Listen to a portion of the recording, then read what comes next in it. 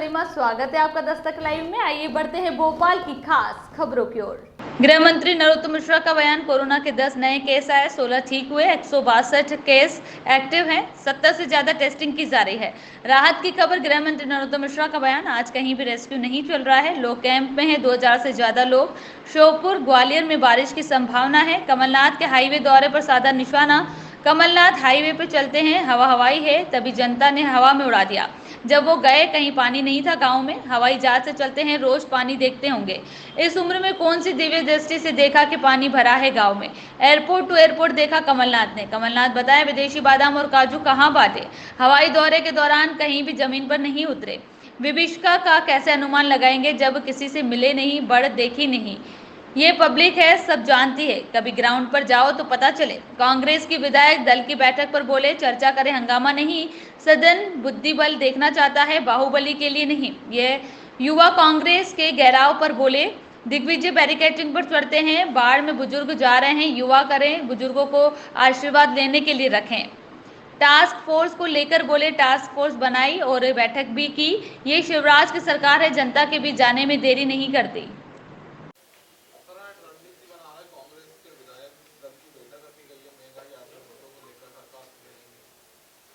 चर्चा करें ना, जिस मुद्दे पे करना है कांग्रेस को।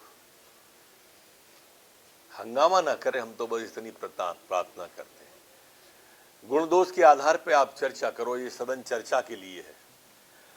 ये सदन बुद्धिबल देखना चाहता है आप सबका, बाहुबल के लिए नहीं है ये स्थान। आओ चर्चा करो, हम हर विषय पे चर्चा को तैयार हैं। यूथ कांग्रेस से मेरा निवेदन है कि ये बैरिकेड्स पे दिग्विजय सिंह जी चढ़ते हैं, आप लोग ऐसा कुछ करो कि क्या यूथ लोग इस तरह के बैरिकेड्स पे चढ़ने वाले कार्यक्रम से इन बुजुर्गों को अलग करो। बाढ़ पीड़ितों में बुजुर्ग लोग जा रहे हैं, मेरा निवेदन है यूथ लोग इनको अलग करो, आप लोग कहीं आओ। अब इन बुजुर्गों से आशीर्वाद हो, मार्गदर्शक मंडल में रखो, आप लोग युवा लोग आओ, कुछ करो। टास्क फोर्स का सिर्फ गठन ही नहीं किया है, शिवराज सिंह जी ने बैठक भी कर ली उसके मुख्यमंत्री जी ने। ये शिवराज सिंह जी की सरकार है, जनता के बीच जाने में, जनता को राहत देने में देर नहीं होती है। विधानसभा का सत्र शुरू हो रहा है कल से और सर्वदलीय बैठक भी है आज। मान्य परंपरा और बैठक की परंपरा पुरानी है, इसमें सभी दल के लोग आते हैं। मेरे समझ से आज माननीय मुख्यमंत्री जी, नेता प्रतिपक्ष जी, सभी विधानसभा अध्यक्ष जी ने बुलाया है, तो उस बैठक में रहेंगे। उसका उद्देश्य ये होता है कि सदन हंगामे की भेंट न चले, जनता की गाड़ी कमाई से चलता है। सार्थक और बहुमूल्य चर्चा हो, सरकार का मार्गदर्शन करें, गुण दोष के आधार पर आलोचना करें।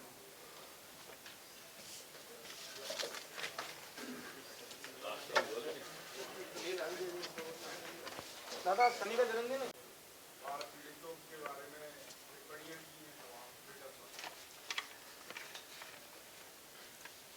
मेरी एक बात अभी तक समझ में नहीं आ रही, आप समझाएं या माननीय कमलनाथ जी मुझ जैसे छोटे व्यक्ति को क्या समझाएंगे, पर उनका कोई गण अगर जवाब दे सके तो दे कि जब बाढ़ गांव में थी नहीं तो उन्हें बाढ़ का पानी कहां दिख गया। जब वो गए तो किसी गांव में पानी था नहीं, नदी में पानी था, तो वो तो रोज हवाई जहाज से चलते हैं तो देखते ही होंगे नदी का पानी। एक दूसरा, बाढ़ के बाद के हालात, इस उम्र में 1 किलोमीटर की ऊंचाई से वो कौन सी दिव्य दृष्टि या गिद्ध दृष्टि उन्हें प्राप्त थी जिससे उन्हें नीचे के हालात देख लिए, ये भी जरूर कोई बताए।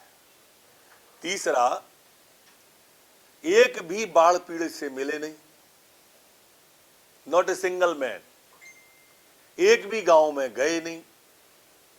एयरपोर्ट टू एयरपोर्ट में उनने बाढ़ की विभीषिका से कैसे अवगत हुए, बताएं। चौथा, जब हम बाढ़ पीड़ितों के बीच गए, कैंप में गए, शिविर में गए, बाढ़ पीड़ित गांव में गए, तो अपने साथ पूड़ी, पराठे, बिस्किट वगैरह लेके गए जो बांटे। आपने जो फोटो सोशल मीडिया पे माननीय कमलनाथ जी जारी किया है, वो विदेशी बादाम और काजू का जो रखे हुए हैं वो कहां पे बांटे? अगर नहीं बांटे तो क्यों, और बांटे तो कहां? कृपया मार्गदर्शन हमारा इसमें जरूर करो आप कि आपने कहां पर बांटे। चौथा, पांचवा कि आप हवाई दौरों के दौरान कहीं भी जमीन पे नहीं उतरे, एक भी जगह पे, और फिर आप विभीषिका का कैसे अनुमान लगाएंगे जब आपने बाढ़ देखी नहीं, विभीषिका देखी नहीं, गांव गए नहीं, व्यक्ति से किसी एक भी बाढ़ पीड़ित से मिले नहीं, और हमसे कह रहे हो कि हम लोग नाटक नौटंकी बंद करें? हम अगर कुछ करते हैं तो नाटक नौटंकी है, और आप करते हो तो हकीकत है। इसका पैमाना कौन तय करेगा? क्या आप ही तय करेंगे सबरे पैमाने? नेता प्रतिपक्ष हैं कमलनाथ जी, ये पब्लिक है, सब जानती है। कभी गांव में जाओ तो पता चले, कभी ग्राउंड जीरो पे जाओ तो पता चले, कभी जमीनी हकीकत जानो तो पता चले। हवाई राजनीति आप कर रहे हो, इसलिए जनता ने हवा में उड़ा देती है। कोरोना के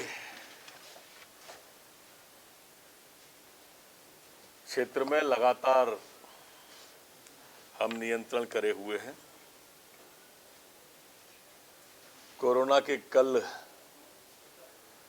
10 नए प्रकरण आए,